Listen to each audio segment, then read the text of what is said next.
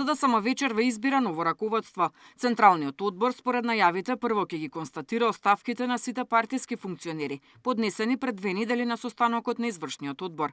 Листата на нови имиња е веќе подготвена, а лидерот на партијата во интервју за 360 вчера потврди дека функцијата генерален секретар ќе ја задржи само Александар Саша Димитриевиќ, додека еден од потпредседателите ќе биде Александар Трајановски, кој на последните избори беше кандидат за градоначалник на аеродром. Останатата листа Филипче вели дека ќе биде комбинација на искусни кадри и помлади членови.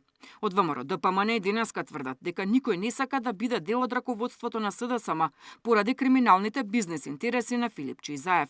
Партијата останува на ставот дека реформите во СДСМ не се можни без оставка на Филипче. Поради нивните бизнес интереси ја уништија партијата, а честните кадри во СДС не можат да дојдат до израз. Но до израз можат да дојдат луѓе како Александар Трајановски, луѓе како Оливер Спасовски, Никола Спасов, Мали Фрчко и Жерновски.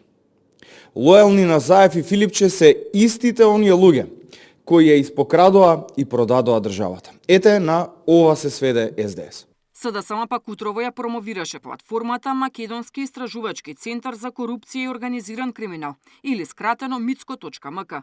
Ги повикаа граѓаните директно и анонимно да ги пријавуваат сите сомнежи за криминали на власта. Од денес, платформата е активна и целосно оперативна на ваше располагање.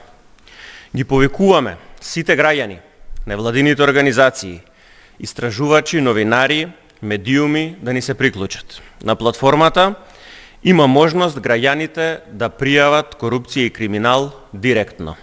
Има посебен дел, простор за да се внесат информации и директно да се прикачат документи. Секој граѓанин може да пријави, дури и анонимно. На платформата против корупција веќе се објавени досегашните така наречени бомби на СДСМ за фирмата која добила над 160 државни тендери вредни повеќе од 5 милиони евра и за превземањето на Алта банка. Деспина Тодоровска, Сител телевизија.